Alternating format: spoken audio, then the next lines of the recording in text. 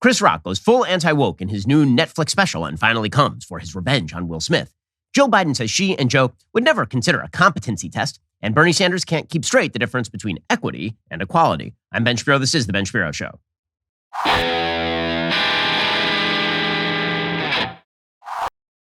Well, Chris Rock has a brand new Netflix special. It is his first comedy special since the incident in which he made fun of Jada Pinkett Smith, Will Smith's wife, at the Oscars. He made a joke about how she was bald, and this led Will Smith to at first laugh and then glance over, see that Jada was mad, and then walk up on stage and smack Chris Rock full across the face while yelling at him to keep her name out of your effing mouth. Now, Chris Rock took that hit like a man and really said nothing about it for almost a year. Well, just before the Oscars, he now has a new Netflix special out in which he breaks his silence on that. And that is a notable headline. We'll get to that in a moment. But the most notable thing about what Chris Rock did is that he has now become just the latest comedian to go full anti-woke.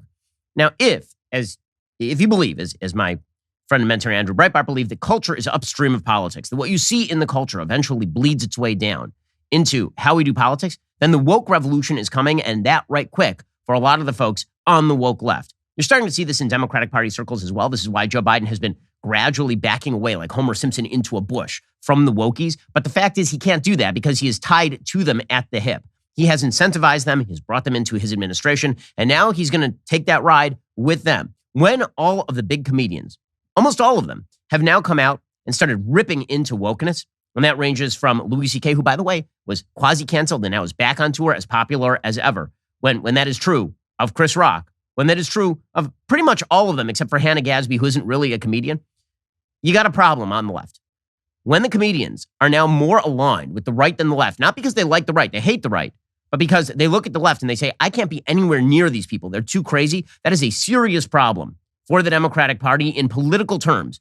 And again, they escaped the blade in 2022 because Republicans raided the local homeless shelter for candidates. But I do not think that they avoid the cultural consequences of their own radicalism for very much longer. So Netflix has now released this Netflix special. They did it with all sorts of fanfare. They had like a pre-show. They had like a post-show as though it were almost a sporting event.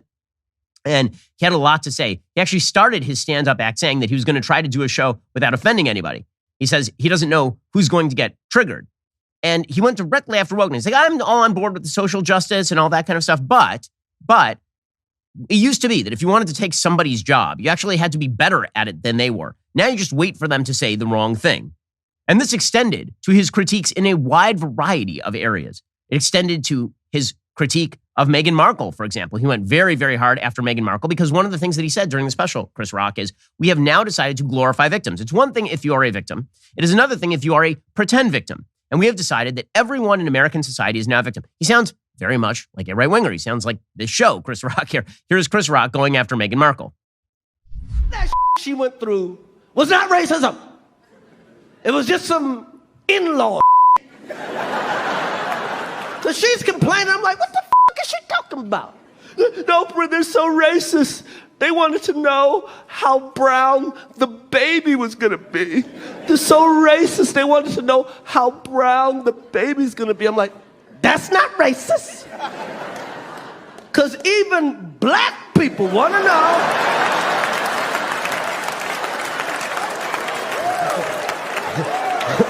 how brown the baby going to be. Okay, and he went off on this for a while. Again, this idea that everyone is a victim. He's like, no, you're not a victim. I'm sorry. And one of the things that he said is, I'm not a victim either. Right? So for a year, I basically took the Will Smith hit, and I didn't pretend that I was a victim. So in the middle of the special, he really goes off on Will Smith. I mean, really goes off on Will Smith. There's a lot of pent-up rage here from Chris Rock. We all been cheated on. Everybody in here have been cheated on. None of us have ever been interviewed by the person that cheated on us on television. None of us. It's like, hey, I was sucking somebody else's. How did that make you feel? She hurt him way more than he hurt me, okay? Okay? And by the way, he does that. Everybody in the world called him a bitch. I tried to call the motherfucker, give him my condolences. He ain't pick up for me. Everybody called that man a bitch. Charlemagne called him a bitch. The Breakfast Club called him a bitch. Everybody.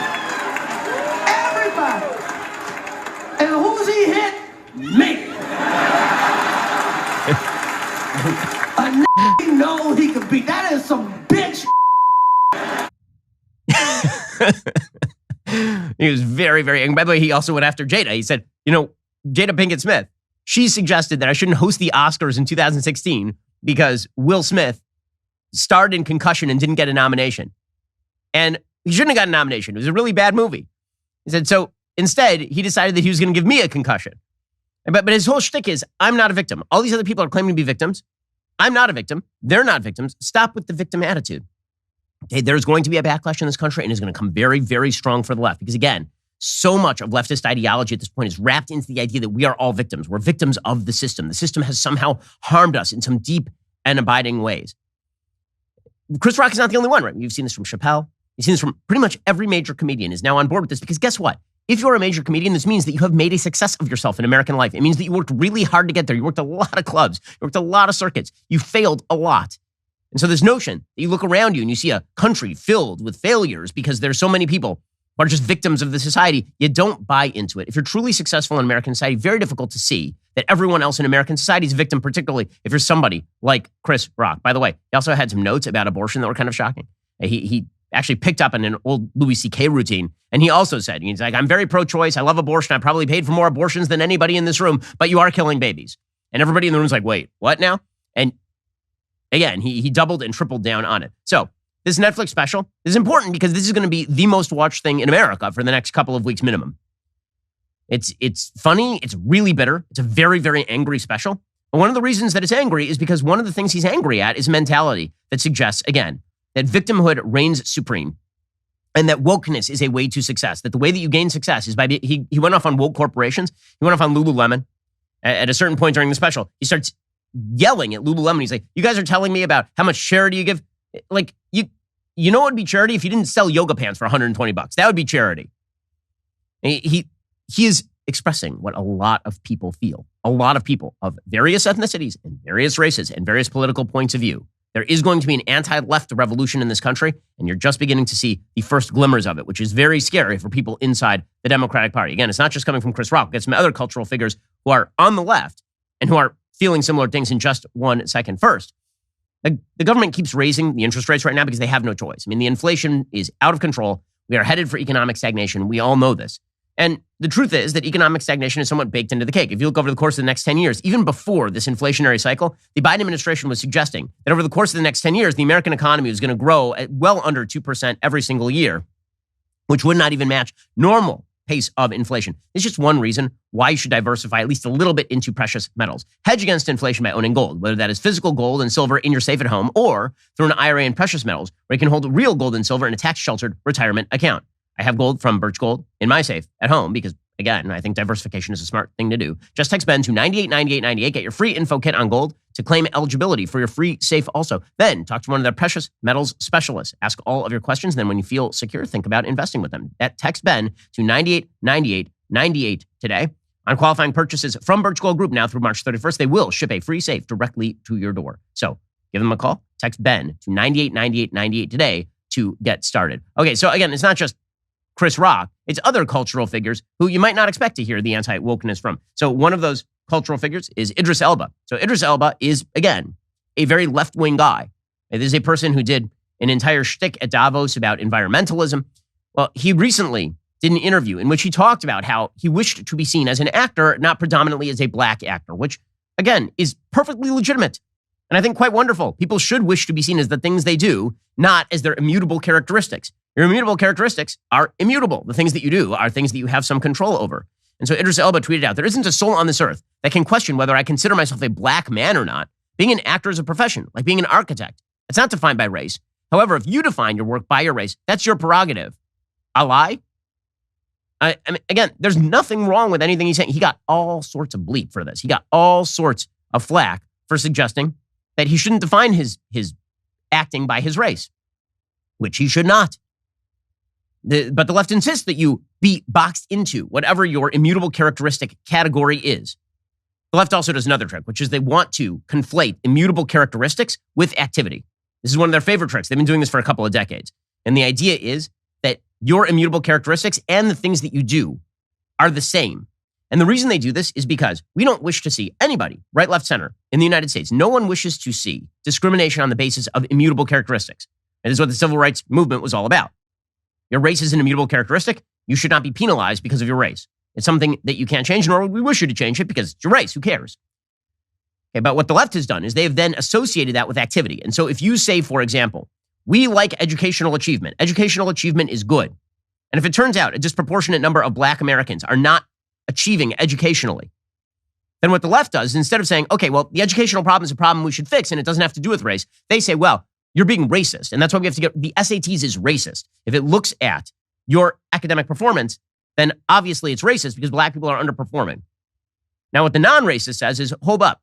Academic performance and race have nothing to do with one another. Those are not associated. What the left has done is, in order to continuously promote the idea that marginalized people in the United States are victimized by the United States, they have to create entire new victimhood classes. And it used to be that in the United States, if you made bad decisions or if you did stupid things, this did not make you a victim. What made you a victim was an immutable characteristic and then people picking on you for the immutable characteristic. Instead, what we have decided is you make bad decisions or you make false claims. And if people don't agree with you, now you're a victim of American society. That's very much in the left's interest. And what you're seeing is skilled people of all races, people who work hard for the things that they do. They are now saying, no. The decisions I make are not my immutable characteristics. The decisions I make, I have control, I have agency over my own life. Hey, folks, once you are in the I have agency over my own life category, two things happen. One, you're going to become much more successful and much more optimistic. Once you seize control over your own life and you start to actually look at the decisions you make and how you can make better decisions, you are likely to make better decisions. And two, you're going to move to the right innately because the left is all about the idea that the system creates everything. The system is responsible for your failures. The system is responsible for others' successes. That is why the system has to be destroyed. And this is why you see people who work really hard who are moving innately to the right, because as the left moves away from equality, meaning equality of rights, in which we all get to compete, and then people who make good decisions win, they've moved toward equity, equality of outcome, which again suggests that there ought to be no consequences for your individual decision-making. Everything is an immutable characteristic, and we ought to treat it as such in society. And people, even on the left, are looking at this and they're saying this is a bunch of nonsense. It is just not going to work. I mean, hilariously enough, when you talk about the difference between equity and equality, even some of the people who are supposedly proponents of equity, equality of outcome versus equality of rights, even some of those people don't understand it. So Bernie Sanders ran headlong into himself the other night. He was on Bill Maher's show, and Bill Maher asked him a very simple question. Now, you call yourself a socialist. He has this really crappy new book out called It's Okay to Be Angry at Capitalism. It's a really, really bad book. I'm going to do a full review of it because I actually read that book so you didn't have to. So at some point in the near future, I'm going to bring out like a full, complete review of that garbage book. Anyway, Bernie Sanders was on Bill Maher, looking rumpled as per his usual arrangement. And he was asked about equity versus equality. And even Bernie Sanders can't bring himself to fully embrace the equity position because it's so crazy. Are we confusing equality of opportunity with trying to guarantee equity in outcomes? Okay, that's interesting because I think this word equity has come into the language in the last few years. And before that, we didn't hear it a lot. And I think a lot of people hear equity and they hear equality. That like it's the same word. And it's not the same word in the same concept. So how would you differentiate between equity and equality? Well, equality, we talk about, I don't know what the answer to that is. Come to think of it, equality is equality of opportunity. All right? We live in a society, we want all people to have whatever color your skin is. Equity, I think, is more a guarantee of outcome, is it not? I think so. I think that's okay. Fine. So which side do you come down on? Equality. Equality. Yeah. Okay. Right. Oh, interesting, because the Biden administration has literally embraced the word equity in every area of the federal government. The Biden administration is now to the left of Bernie Sanders. That's how far we have come. This is why I say the backlash is coming. When even Bernie Sanders is like, I can't come down on the side of equality of outcome. The communist is like, I can't come down on the side of equality of outcome. That's not what I'm aiming for. Guys, you moved too far to the left. You lost Bernie. I mean, Bernie has lost himself wandering around. What is the pudding? I don't even know. Are we in the bond? It's just my Lakers. I don't even know. What's equality? What's equity?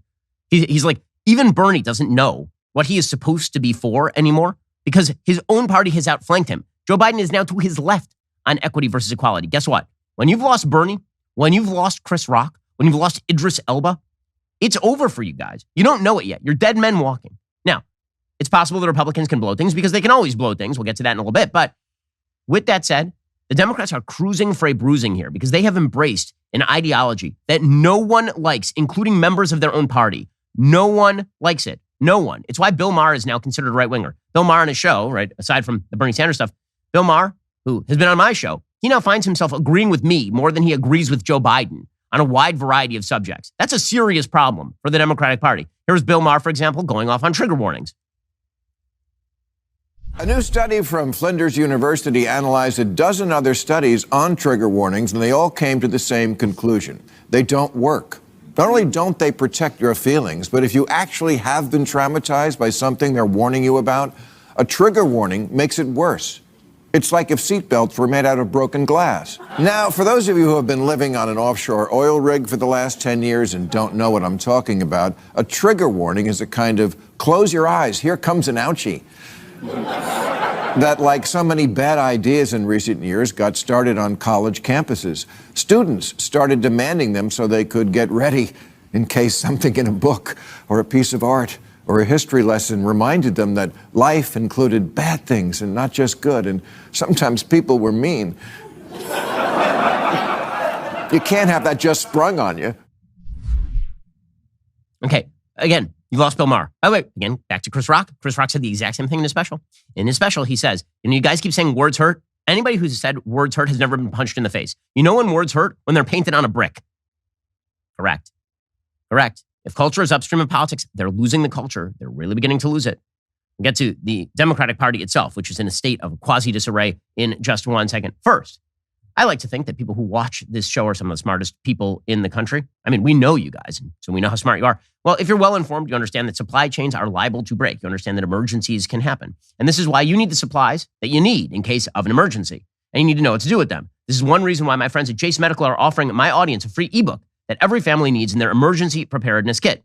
The ebook is maybe a 5-minute read. You can download it, you can save it, so you have it when you need it. The guide provides valuable information regarding emergency wound care, proper first aid, how to safely use antibiotics when necessary. Jase Medical is also a company that can provide you the 5 most common antibiotics, essentially pre-demand. So you get them now, and then you have them in your house in case, God forbid, supply chains break. There's an emergency. But now they're giving you this free ebook as well. It's going to give you really important information, medical information about, God forbid, you get a cut. What do you do when you can't get to the hospital? Get this free ebook today at jasemedical.com/Ben. That's JASE medical.com/Ben. JASEmedical.com/Ben. Okay, so the Democratic Party, and they've got a real problem here because normally you can overcome a gap in terms of your ideology with the American people. You can overcome that with a really charismatic politician. This is what Barack Obama did. So between 2008 and 2012, in 2008, Barack Obama ran on an American ideology and an incredible level of charisma. Go back to his 2008 campaign. Virtually the entire campaign was about him avoiding contentious questions regarding race. When Jeremiah Wright came up, he made a whole speech dissociating from Jeremiah Wright. Now, it was a lie because he'd spent 20 years in Jeremiah Wright's church, but that's what he did. He moved away from it. It was all about, we got red state America. There's no blue state America. Just the United States of America. Right? The whole thing, no black Americans, no white Americans, just Americans. And he promised, he in his own essence was a mixture of all of these. He was America coming together. His wife suggested that he was a blank screen on which the American people could project their hopes and dreams. That was a very American message. And then by 2012, he was very angry at the Tea Party and the fact that he'd gotten his ass kicked in the 2010 election. And so he decided that he was going to go very woke. He started to parcel off the American population by ethnicity, by gender, and he started going after them in very meticulous ways, and he won the election. And in doing so, things broke. But he was able to win the election despite his message. His message was bad in 2012. He won the election in 2012 because he was very charismatic. Well, what happens when you have a bad message and the leader of your party is a decrepit old fool who cannot walk 2 steps without nearly falling on his face? What happens then? Well, the Democratic Party is about to find out. It turns out they don't have a lot to run on. So they tried out Hakeem Jeffries, who is the new House Minority Leader, to try and explain why Democrats should do well in, for example, 2024. It didn't go amazing for him. He explained that Joe Biden and the House Democrats, they're actually making life better for Americans, which is weird since Americans don't feel that way.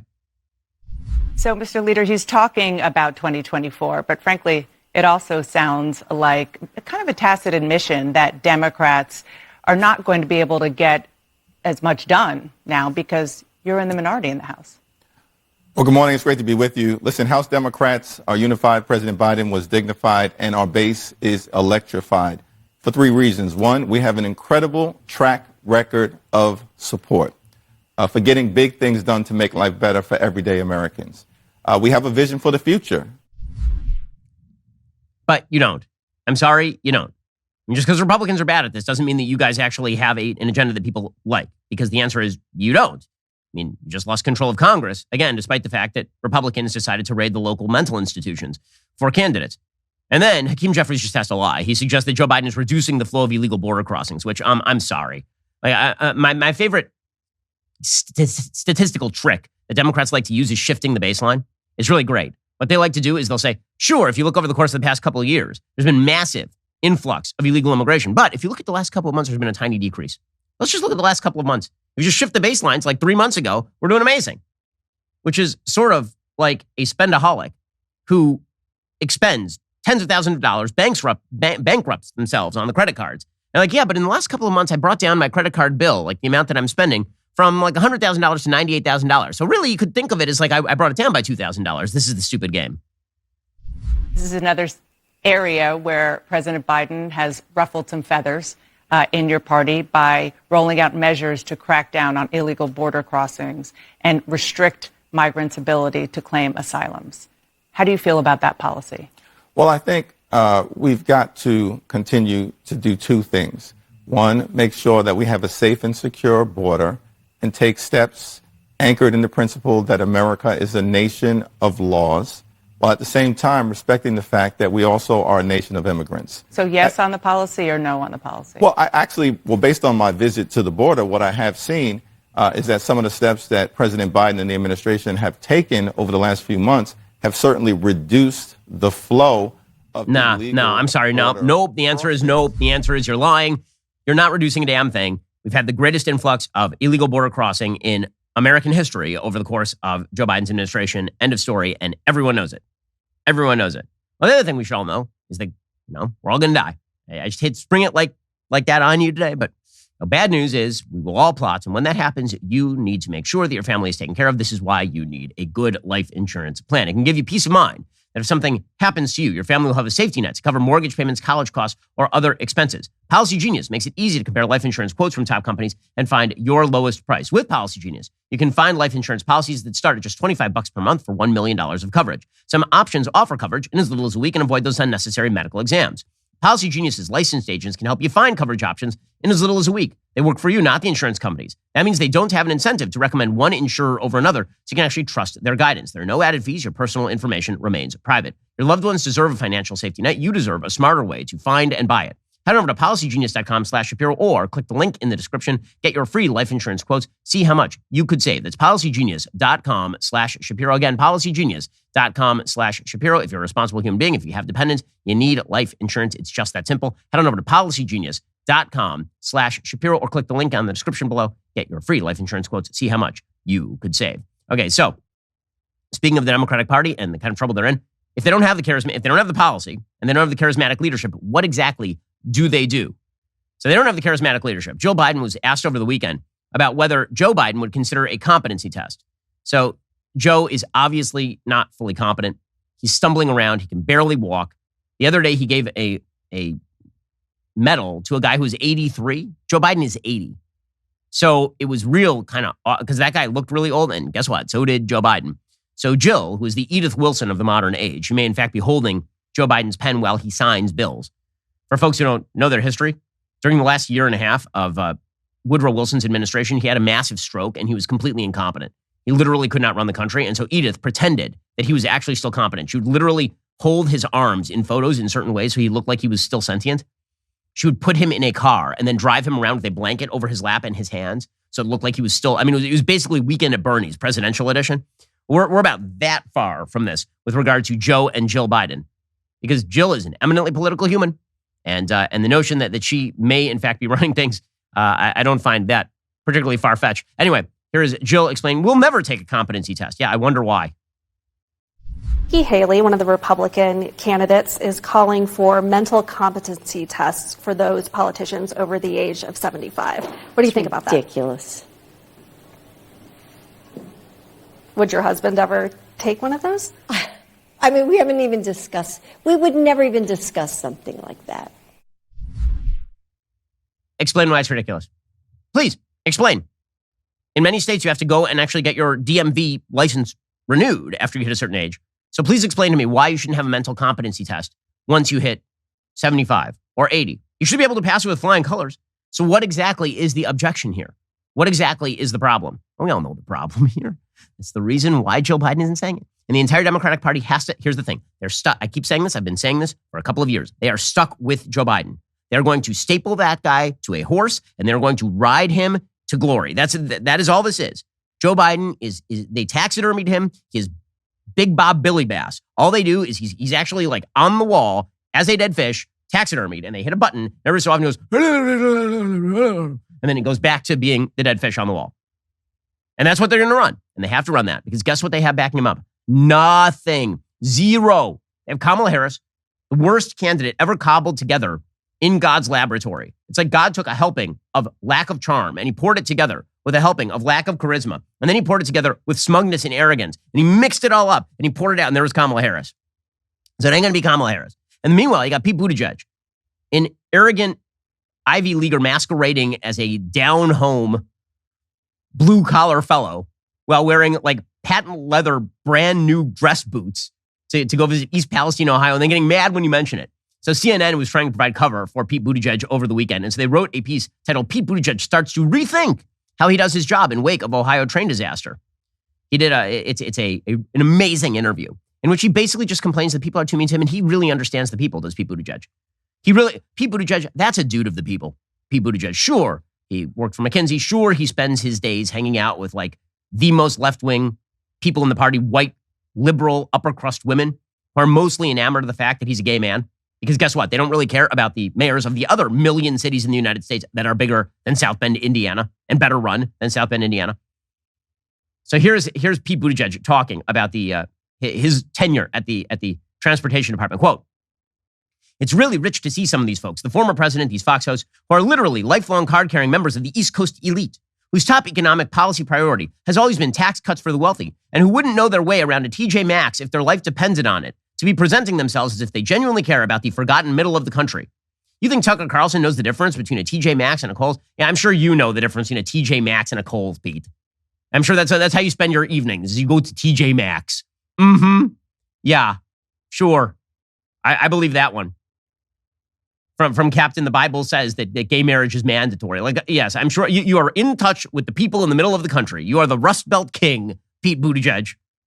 In an exclusive interview with CNN, Buttigieg acknowledged mistakes. He said he should have gone to East Palestine, Ohio earlier. He said he failed to anticipate the political fallout from the toxic train derailment, but he punched back at critics. He says that he is being victimized, of course. According to White House spokesperson Andrew Bates, whether it's sickening attacks on his family or disrespecting a community's pain with failed attempts at exploitation as a political prop, nothing saps credibility like following debunked smears with even more debunked smears. What's the debunked smear exactly? That he keeps taking around private jets while not visiting East Palestine, Ohio? That he is a photo op? That his entire job, his entire rationale for being is as a photo op? And then he says, who cares what shoes I was wearing when I was there to draw attention to an agenda that will save lives on our railroads? That's not why you were there, to draw attention to saving lives on the railroads. You went because you were humiliated publicly for like a couple of weeks. Who cares what shoes I was wearing? You care what shoes you're wearing. That's why you're wearing those shoes. As for any suggestion from Trump or supporters that the reason that Pete Buttigieg went to East Palestine was because Trump went there first, that's BS. We were already going to go. Were you, though? Then why didn't you? So, lovely. So, again, Pete Buttigieg, God has conspired to make him not president, which is good because he would make a terrible president. He was not even a good mayor of South Bend, Indiana, a population 100,000. Guys, can we stop pretending that Mayor Pete is somehow emblematic of successful mayoralty? He was the mayor of a town of 100,000 people and he ran it badly. And then he ran for president. And because the media loves the fact that he is a gay man, he somehow gained credibility. And because he is smooth on TV. Well, congratulations. It turns out eventually the photo ops run out. Meanwhile, other Democratic potentials, this is why they're stuck with Joe Biden, other Democratic potential candidates are blowing themselves out apace. Gavin Newsom. Now, it turns out that the state of California was hit with snow. And 1 week after a snow blizzard stranded residents of Crestline, Lake Arrowhead, and other San Bernardino mountain towns, Newsom finally declared a state of emergency, but the California National Guard had still failed to arrive in the area. So where exactly was Gavin Newsom while all this was happening? He left the state. Apparently, Gavin Newsom headed over to Baja in order to vacation. So remember that time when there was a polar freeze, a polar vortex, and it hit Texas? There's a lot of freezing. And Ted Cruz went to Mexico. And this was like the end of the world, because even though he's the senator from Texas and has literally no authority over the executive functioning of Texas, that meant that he was a bad guy. Literally, the governor of California left the state to go on a Mexican vacation in the middle of an ice storm in California. And everybody's like, It's amazing. The good news is that he made it out safely. That's really the most important thing. So he headed out of state for another vacation. What a genius he is. Again, Gavin Newsom's got nothing. He's just going to be French Laundry Newsom for the rest of his political career. Maybe this is one of the reasons why people were turning to the potential of AOC, except that AOC, it turns out, is as corrupt as the day is long. According to Nicole Jelinas, AOC begged to go to the exclusive Met Gala even if it meant breaking the rules. According to the New York Post's columnist, AOC really wanted to attend the September 2021 Met Ball, a charity event for its Costume Institute, yes, but also the world's #1 social event for the rich, famous, and beautiful. But the $35,000 tickets for 2 people would cost nearly 6 figures. Members of Congress can attend nonprofit events, but the Met doesn't normally invite all of Congress, and this isn't AOC's district. So she decided to trade off her elected position in order to get the tickets. She snagged 2 free tickets by cozying up to Vogue's Anna Wintour, who runs this show for the Met. AOC's written invitation specifically informed her she and her boyfriend were guests of Vogue. There's one problem. Members of Congress can't take near 7-figure gifts from companies that employ lobbyists. Vogue is part of a sprawling media firm that, including the firm that owns a big piece of Spectrum, our highly regulated internet provider. AOC's anti-corruption lawyer even warned her staff, quote, the Congresswoman could accept an invitation from the Met, but not from Vogue. Well, that was the morning after, because a Vogue staffer informed AOC's office the day after the ball, hope the Congresswoman had a great time last night. Given that she was a guest of Vogue, we were planning to say she was a guest of Anna Wintour's, wanted to check with you.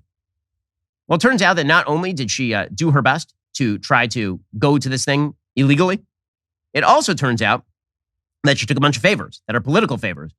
AOC's lawyer assured congressional ethics officials just after the gala that the Congresswoman is paying personally for all the other benefits, including the rental value of her dress, handbag and accessories, shoes, hair and makeup, transportation, and hotel room for staging.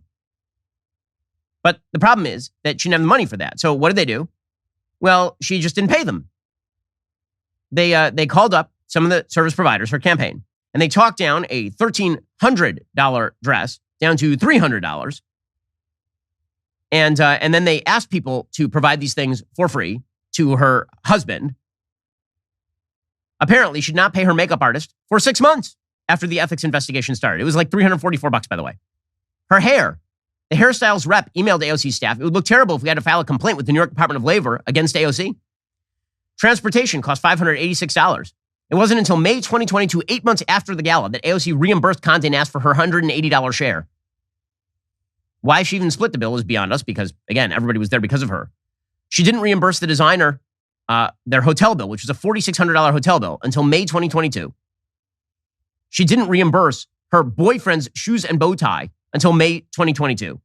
She didn't reimburse the car service from Carlisle to the museum until May. The only person paid was the manicurist. So AOC, she is just a wonderful, wonderful person. Again, these are the people the Democrats have chosen to feature. Maybe this is one reason why Joe Manchin from West Virginia, who is running a very competitive Senate race now, maybe that's one reason why he's like, I'm not necessarily going to endorse the Democrats at this point. That's a little awkward for me. Here was Joe Manchin over the weekend. You run for office in 2024. You going to run as a Democrat? Chuck, I haven't made a decision what I'm going to do in 2024. I've got 2 years ahead of me now to do the best I can for the state and for my country. What's on the table? Is re-election on the table? Everything's on the table. Is running for governor on the table or no? No, I've done that. That you've ruled out? I've done that. Yeah. So everything on the table, there's basically only one other thing, the presidency. Is that something you would do outside the Democratic Party? The only thing I can tell you is what I will do is whatever I can when I make my decision, what I think is the best that I can support and represent the people of West Virginia, but also be true to this country and the Constitution of this country. So there's a reason why Joe Manchin is very nervous about going along with the Democratic Party. They've got no leadership class and their ideas are bad. Okay. Meanwhile, the Republican Party is trying to figure out exactly what 2024 looks like for them. But if you are a business and you are looking at the state of play right now, you got to realize that it's very hard to find the right people for your jobs. Every time we have a job opening here at Daily Wire, this is why we head on over to ZipRecruiter, because ZipRecruiter helps you find the most qualified people for your roles fast. Right now, you can try ZipRecruiter for free at ZipRecruiter.com/dailywire. ZipRecruiter's matching technology will help you find the most qualified candidates for a wide range of roles. If you see a candidate you like, you can easily send them a personal invite, so they're more likely to apply. Their user-friendly dashboard makes it easy to filter, review, and rate your candidates all from one place. See why the majority of employers count on ZipRecruiter. 4 out of 5 employers who post on ZipRecruiter get a quality candidate within day one. Use my exclusive web address to try ZipRecruiter for free. Go to ZipRecruiter.com/dailywire. That's ZipRecruiter.com/DAILYWIRE. ZipRecruiter is the smartest way to hire. In this economy, you can't afford to waste your time looking for employees for a very, very long time and then probably not finding them. Instead, head on over to ZipRecruiter. It is quick, it is easy, and you can try it out for free right now at ZipRecruiter.com/dailywire. ZipRecruiter, again, remains the smartest way to hire. Okay, guys, it was a massive weekend here at Daily Wire. Why? Well, we launched Jeremy's Chocolate on Thursday because, I mean, how could we not after Hershey's launched their Hershey campaign to celebrate International Women's Day with a biological man as their spokesperson. Yes, they made the woke mistake. We are trying to show them, go woke, go broke. Now, a lot of people thought we planned it in advance, Jeremy's Chocolate, because it was less than 24 hours after their ad, we launched Jeremy's Chocolate. How could we do such a thing that fast? So to give you the actual inside story, let me just give you the timeline of events. It started Wednesday, March 2nd, when Hershey's announced their new Hershey campaign. At 7:52 a.m., Jeremy sent the team an email with a tweet about Hershey's Hershey campaign. At 8:30 a.m., there was a 15-minute phone call to discuss if we should launch a chocolate bar. At 2 p.m., we had an idea that we should call it he, him, and she, her, with the important note that only one of them will have nuts. So, by 2 p.m., we were launching a chocolate company. Jeremy says he had an idea for a quick commercial, and he literally called up. I talked to the producer. He called up the producer. He said, I want you to bring the camera crew, and we need some chocolate bars, and we need Brett Cooper and Michael Knowles here. This is 2 p.m. 6 p.m., they started filming. 7 p.m., they stopped filming. Thursday, March 3rd, at 3:50 a.m., Jeremy watched the first rough cut of the commercial and gave his notes. At 7:36 a.m., Jeremy's tweet launched Jeremy's Chocolate. Okay, so literally within 24 hours, we launched a chocolate company. And no, we did not have that, pre-planned. So now it's 3 days later, and we have sold over 17 tons of chocolate. We have sold about 400,000 chocolate bars. So if you were one of the many who purchased, thank you. And if you have not, head on over to IHateHershey's.com to order your he, him, and she, her bars today. Again, one of those has nuts, one of them does not. If you can't tell the difference, maybe you should go shop at Hershey's. But if you can tell the difference between a he, him bar and a she, her bar, then why don't you shop with Jeremy's Chocolate today? Okay, meanwhile, on the right side of the aisle, the presidential race is heating up. So Governor Ron DeSantis spoke at the Reagan Library for his new book. We did an interview with Governor DeSantis last week. If you want to check our feed, our podcast feed, the entirety of the audio was released yesterday on the podcast feed. Really, really interesting interview. His book is #1 on Amazon. It has outsold pretty much every pre-presidential memoir ever, including Barack Obama's and Donald Trump's, actually. And so Donald Trump seems to be acting out of fear a little bit. And this, of course, brings us to some good Trump, bad Trump.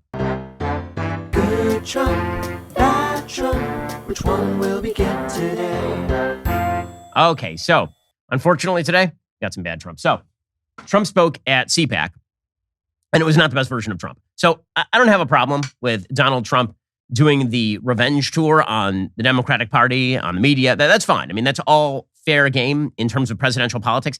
This, however, is not going to be the thing that makes him president. The best version of Trump was Trump in East Palestine, Ohio, right? That was the best version of Trump. The I'm standing up for you Trump. This is the you have to stand up for me and we have to take revenge together Trump. And this is not the Trump that's going to win him any primaries or the presidency. The Trump who is on the revenge trail for his 2020 loss is not the guy that people actually love. It doesn't make people love him to see this sort of stuff. Again, if you're a Trump fan, you should be encouraging him to do more of the East Palestine stuff and less of this. Here he was at CPAC. CPAC, by the way, was really, really underattended this year. It did not have a lot of big names, did not have a lot of big stars. It was kind of more fringy this year, which is why in the CPAC straw poll, the guy who came in third is some random 75-year-old business person who sort of declared the day of. In any case, here was Donald Trump at CPAC over the weekend. And if you put me back in the White House, their reign is over.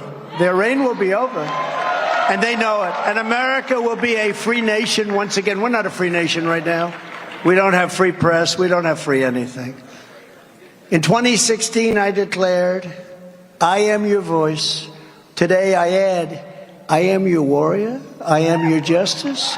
And for those who have been wronged and betrayed, I am your retribution. I am your retribution. I am your retribution. The kind of Batman, I'm vengeance. It's not. Here's the thing.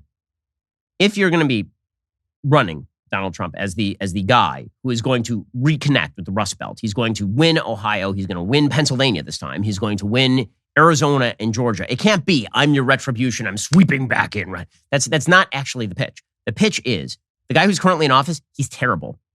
And you remember when I was president, it was way better. The problem with the retribution pitch, there is an actual internal problem with the retribution pitch. The problem for the retribution pitch is you were the president. You could have done these things when you were president. A lot of the things he says that he wants to do when he's president again, he could have done that, right? He could have cleaned out the executive branch and he didn't do it. And so I just don't think that this is Donald Trump's best pitch. I also don't think Donald Trump's best pitch is going to be, he's taking advantage of, the media are taking advantage of him and he's taking advantage of the media. They have a very symbiotic relationship. If you watch the media coverage of Trump right now, it is very obvious the media would love for Trump to be the nominee.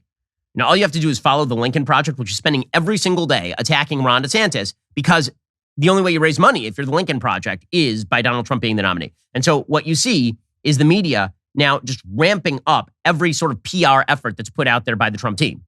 So Jennifer Jacobs of Bloomberg, she tweeted out a story in which she's talking about Trump trying to come up with new nicknames for DeSantis. So she's actually like field testing these things, right? She's actually throwing up trial balloons on these names. It's like Ron Dishonest, Ron De-establishment, which I'm sorry, no. Or even Tiny D. His team has spent weeks trying to dig up dirt on DeSantis and his wife, Casey. Okay, so first of all, the biggest political mistake that Donald Trump could make right now is to attack Casey. That would be like the stupidest thing he could do. Casey is a young mother who has survived breast cancer, also happens to be beautiful and charming. Like, that would be the stupidest thing he could possibly do. So I don't think Trump is going to do that. But like field testing Tiny, like if this is what you're doing, I'm sorry, that's just not, I don't think that the American people are looking for that. Meanwhile, DeSantis is doing the smart thing. He's ignoring all of this and he's just doing things.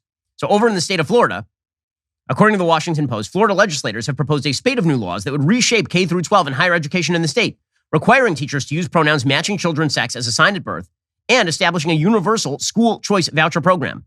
So he's just winning. So if you want winning, then maybe you should focus on the winning. And Donald Trump has a case to make to the American people. The case he has to make to the American people is things were better when I was president, and it will go back to being better when I am president again. Joe Biden is an incompetent. Joe Biden surrendered Afghanistan to the worst people on earth and gave them $7 billion of our military tech, apparently, according to a report from the Washington Post last week. Joe Biden is a person who has run up record inflation, record debt. Joe Biden is polarizing the country on the basis of quote unquote equity. Joe Biden is feeding the wokies, right? There are a lot of things that Donald Trump could run on. If he decides that he's going to run on the vengeance campaign, I just don't think that that's going to win him many friends and admirers, especially when, again, DeSantis is going to be able to point at his record in Florida and just say that. He's going to say, listen, I took a state that was purple. It is now bright red.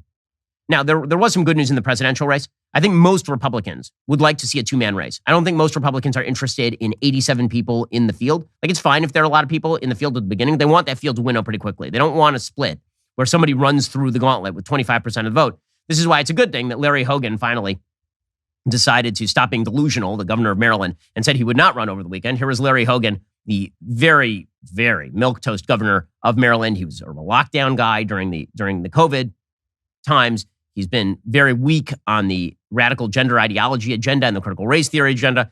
And for a minute there, it seemed like he wanted to run, which would have been just the biggest vanity campaign of vanity campaigns. Yesterday, he said on Face the Nation, yeah, I'm not going to do it. I did give it serious consideration. I talked to people everywhere, and I talked to my family, and it was a tough decision, but I've decided that I will not be a candidate for the Republican nomination for president.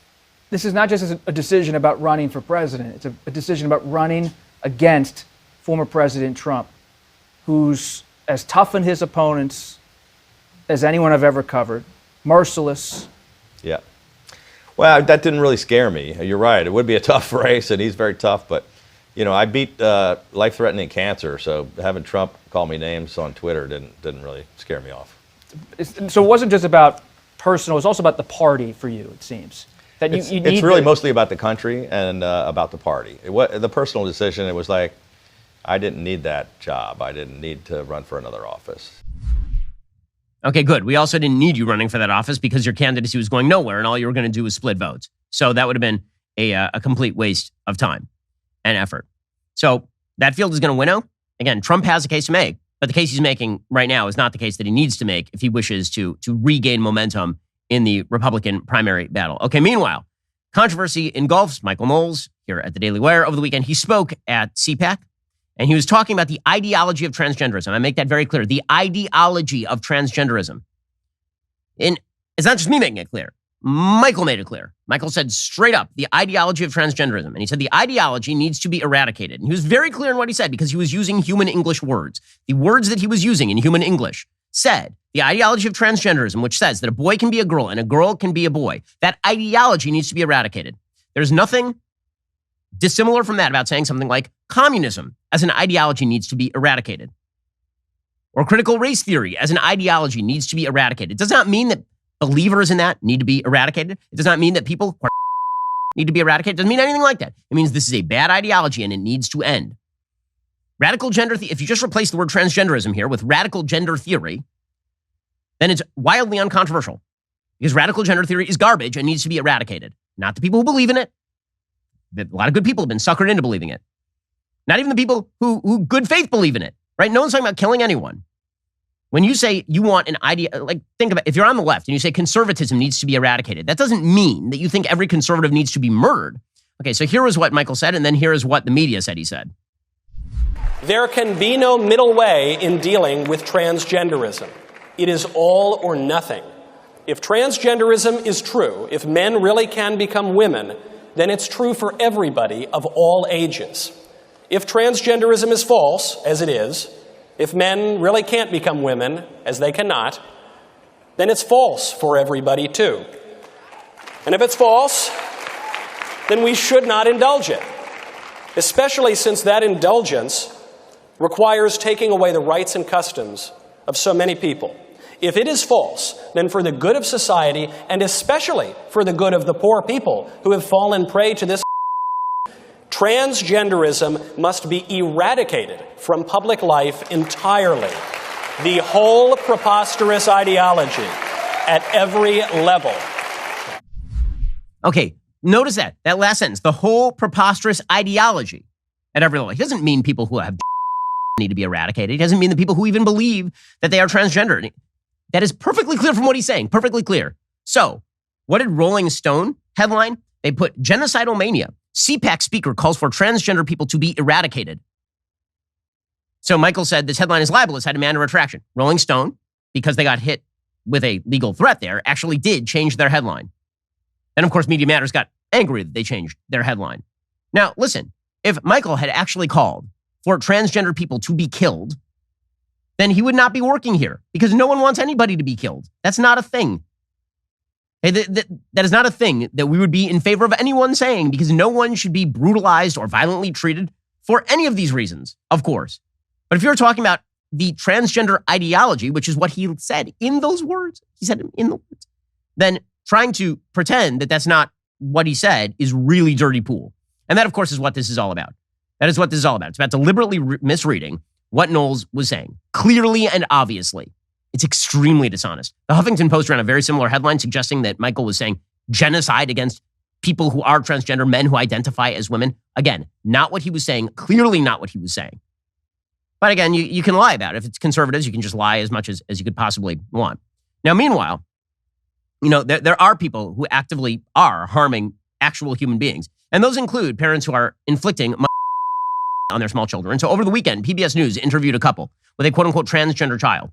And they literally said, in the middle of this insane interview, that the baby was transgender before she could speak, meaning he, his baby boy, presumably. Our daughter is 10 years old. She started letting us know that she was transgender really before she could even speak. She would do things like wear her sister's clothes, pretend that towels were her long hair. They're smiling about it. So you just completely screwed up your kid on the basis that what, a 1.5-year-old was transgender before the boy could speak? If you're talking about gender ideology that's a danger to human beings, gender ideology is a danger to human beings. Meanwhile, the of that ideology continues to hold sway across the United States and parts of Europe. Apparently, according to the New York Post, USA Powerlifting must allow trans athletes to compete in the women's division after transgender lifter J.C. Cooper won her discrimination case against the organization. The federation was mandated to cease and desist from all unfair discriminatory practices related to sexual orientation and gender identity and reverse its former policy of barring trans athletes within 2 weeks, according to the ruling. Cooper filed a complaint with the Minnesota Department of Human Rights in 2019 claiming the organization violated that state's Human Rights Act after she, as a dude, was barred from competing in the women's division. Cooper is, in fact, a man, now competing in the USA powerlifting competition against women. So, first off, I encourage all men who wish to win a medal to now say that they are women and engage in USA powerlifting, since apparently that's all you have to do in order to win a medal.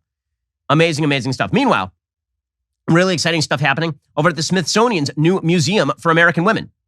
Now, the Smithsonian is a publicly funded institution. It receives some private donations, and it is also publicly funded. But the good news for the trans ideology is that apparently they will now include transgender women into the Museum of American Women. So men will be in the Museum of American Women. Again, very, very exciting stuff happening in our culture right now. But don't worry, we're supposed to ignore it and pretend that it's not happening. And if you do comment on it, then apparently this makes you somebody who is very, very risky, and it's just terrible. You shouldn't comment on it at all. Well, we're all to pretend that it just isn't happening at all. Okay, meanwhile, on the international stage, and there are two stories that should be somewhat disturbing to us on the international stage when you combine them. So story number one, China apparently is setting a quote-unquote conservative growth target as challenges loom. So China has bad demographics. China's economy is extraordinarily debt-driven. They basically pump money and spending into a wide variety of state-run enterprises, including giant empty ghost cities. And now they are lowering their economic growth forecasts. According to the Wall Street Journal, China unveiled its lowest growth target in more than a quarter century as Beijing faces challenges in the domestic and global economy. China's target of around 5% growth this year in GDP, announced on Sunday by Premier Li Keqiang at the start of the country's annual legislative session, suggests officials are less concerned about raw economic expansion as they turn their attention to other priorities.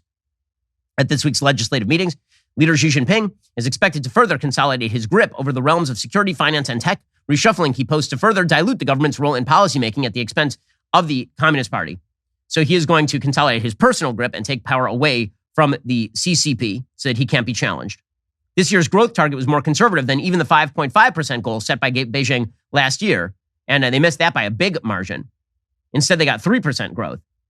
So combine that with the fact that they are now upping their military spending, and what you're looking at is the possibility of very aggressive moves on the Chinese border in the very near future. I frankly don't know that they have many choices left. They have a demographic catastrophe on their hands. They just don't have enough people. They're the fastest aging population on Earth by a long shot. They do not have enough workers. Their system is entirely debt-driven. People are going to stop funding their nonsense. And it turns out that China actually, as a polity, is incredibly, incredibly large with a lot of outlying areas. And so the possibility of consolidating regime control lies in unity of purpose. And that can only be done maybe through military action. One reason why China is planning to boost its military spending by 7.2% this year, accelerating its military buildup as tensions rise with the United States and its allies over Taiwan. Now, realistically speaking, China does have a lot of people, but their military capacity is not quite all that it's cracked up to be. China does not have really a what they call a blue water navy. Most of its navy is constructed for coastal areas because, again, coastal areas allowed to control enormous amounts of coastline, and a lot of places are within spitting distance like Taiwan. But their military tech is not nearly as sophisticated as the American military tech. They do not have the power of, again, blue water projection. What they can do is really snag the supply lines. They can really make a lot of trouble and try to essentially play North Korea writ large, make some military trouble, and then hope that everybody bribes them out of their troublemaking. I would assume that that's what China is going to try to do here because they need something. If they don't get something in the very near future, that regime has some real problems on its hands. Okay, time for some things I like and things I hate. But this time, we're going to do things I hate first, and then we'll do some things I like. So let's do some things that I hate. Let us begin with Jon Stewart. So Jon Stewart has a show on Apple TV. Jon Stewart's show is essentially just left-wing propaganda, cheered on by the idiots on Twitter. Twitter, of course, is a place to dunk and be dunked upon. The people on Twitter love Jon Stewart because Jon Stewart's entire shtick is do an hour-long interview and then cut 4 minutes out of it. And then show the 4 minutes that make Jon Stewart look halfway intelligent, even though he actually isn't very good at this. So he interviewed a guy named Senator Nathan Dahm. Dahm is an Oklahoma state senator. And he was interviewing him about guns because Dahm has wanted to loosen up some of the gun restrictions in the state of Oklahoma. Apparently, it was an hour-long interview, according to Dahm, and apparently nearly everything got cut. So all of his defenses, all of his arguments basically got cut by Stewart. And what you end up with is like 1 minute clips. And these are the 1 minute clips where Stewart will like own somebody. He'll own somebody. Now, the problem is, if you think about what Stewart is saying for more than literally 10 seconds, it doesn't make any sense. It's a complete non sequitur. But this was presented as Jon Stewart winning. Ooh, the winning. So here he was discussing gun control with this Oklahoma state senator. And I'll explain the problems with his argument in a second. It's not actually an argument. Again, it's just a non sequitur. You want to ban drag show readings to children? To minors, Why? yes. Why? Why? What are you protecting? Why can we prohibit children from voting, those under 18 from voting? Why are you banning? Also that? Is that free speech? Are you infringing on that performer's free speech? They can continue to exercise their free speech, just not in front of a child. Why? Because the government does have a responsibility to protect. I'm sorry? The government does have a responsibility in certain instances to What's protect the children. leading cause of death amongst children in this country? And I'm going to give you a hint.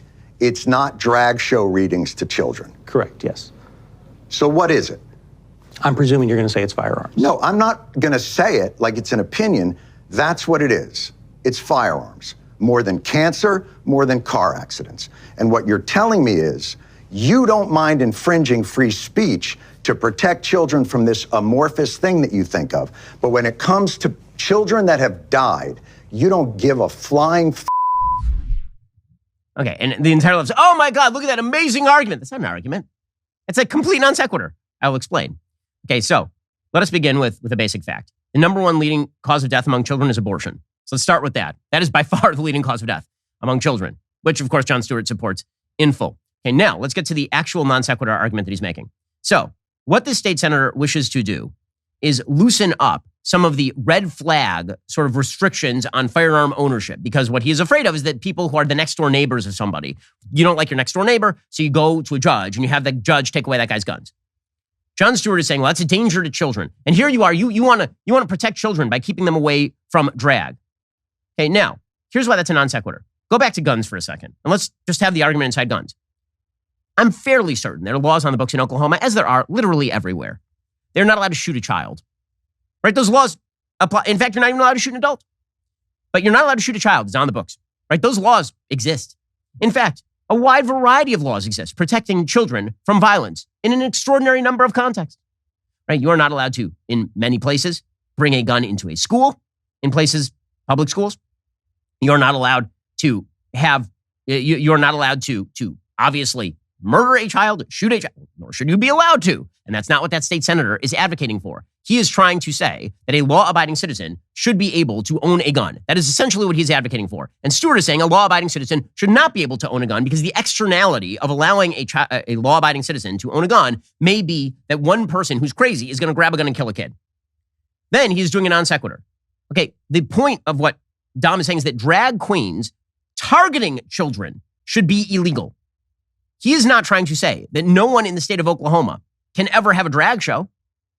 He's not trying to say that adults can't have drag shows for other adults. He's not trying to say that you can't, in the privacy of your own bedroom, dress up as a member of the opposite sex and gallivant around like an idiot. He's not trying to say any of those things.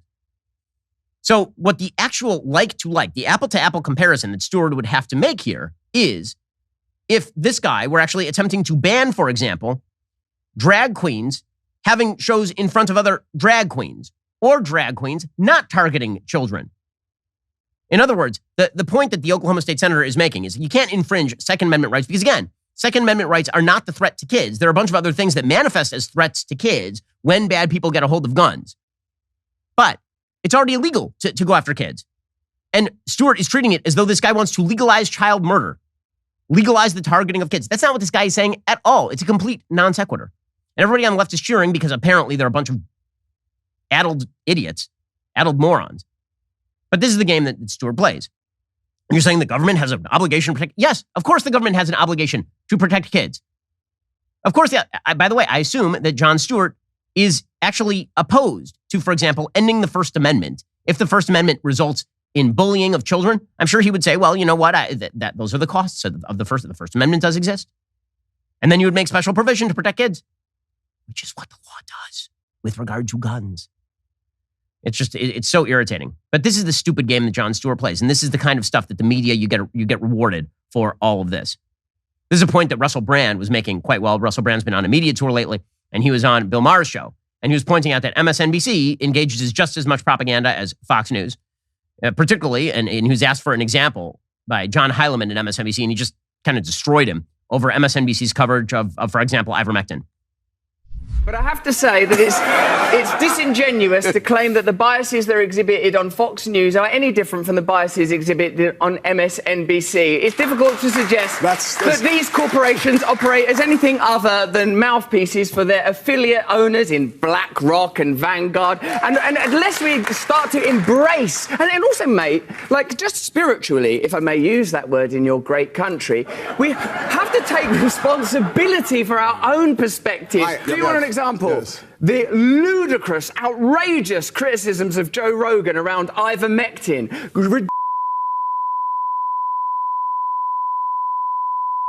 Yeah, that's not a bad Rachel example. Maddow turning up on the TV saying Sponsored. You have to listen. Wait, do you think you can improve America by determinedly and avowedly condemning Fox News without acknowledging that you're participating in the same game? Okay, Russell Brand's totally right, and John Heilemann is non-responsive. He just gave you a perfect example because you did on MSNBC. You did the Joe Rogan horse medicine story. You did do that, but apparently you're again the media. There's a reason they have no credibility. Okay, one final thing that I hate, and then we'll get to a thing that I like. So one final thing that I hate, Prince Harry, man, that guy, so South Park mocks the living crap out of Prince Harry for his We Want Privacy tour. And he won't stop. He's still doing it. So he did an interview over the weekend in which he addressed the backlash against his dumb book in which he talked about his told ya, that he was blue and how he'd rub cream from his mother. So apparently he did another interview in a discussion for Random House. He said, I certainly don't see myself as a victim. I'm really grateful to be able to share my story in the hope that it will help, empower, and encourage others. And hopefully let people understand that again, back to this human experience, we all in some shape or form are all connected, especially through trauma. I do not, and I have never looked for sympathy in this. Yeah, that's bullshit. Yeah, that's not true. That's all you do. Full time, all the time, every day. It's so tiresome. Well, let me just say this about Prince Harry. I hope that he enjoys his earnings for the next 2 years, because after that, there will be no more earnings. No one will pay you to do this routine anymore. You've now spilled your guts on your family. You've said all you have to say, unless you have any break. No one in your family is talking to you anymore, so I assume you have no more inside grit to spill in the public stage. Your extraordinarily off-putting wife, Meghan Markle, is not going to win you any popularity contests. So I look forward to you languishing in obscurity for the rest of your life as the guy who yelled at your family for no reason other than to apparently. Like, honestly, the big takeaway from Spare, if you ever spend the time reading it, is that Prince Harry is just a dullard. He's really, really a stupid guy. Like, everything that he says comes from this stupidly naive place. And my favorite personal example is a contention he keeps making over and over that Meghan Markle had never Googled Prince Harry and so had no idea who he was when they were dating.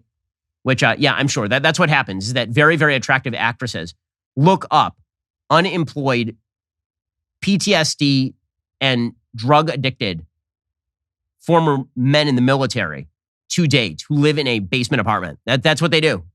She had no idea who you were, dude. Mm-hmm. Okay, anyway. Prince Harry, eventually this tour is going to have to end just by necessity. Time for a quick thing that I like. So we here at Daily Wire, we brought out a new book at DW Books. It's called Stolen Youth. It's really good. It's from my friends Carol Markowitz and Bethany Mandel. They have a piece in the New York Post today talking about how woke ideologies are destroying American childhood. The book is really, really excellent.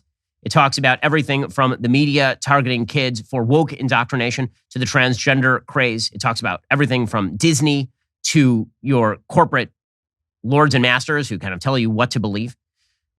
in the extra section of the show, you'll hear an entire interview with them. It's really, really good. If you're not a member, become a member. Use code Shapiro at checkout for 2 months free on all annual plans. Click the link in the description and join us. And in the meantime, make sure that you order a copy of Stolen Youth today over at Amazon or wherever else you buy books.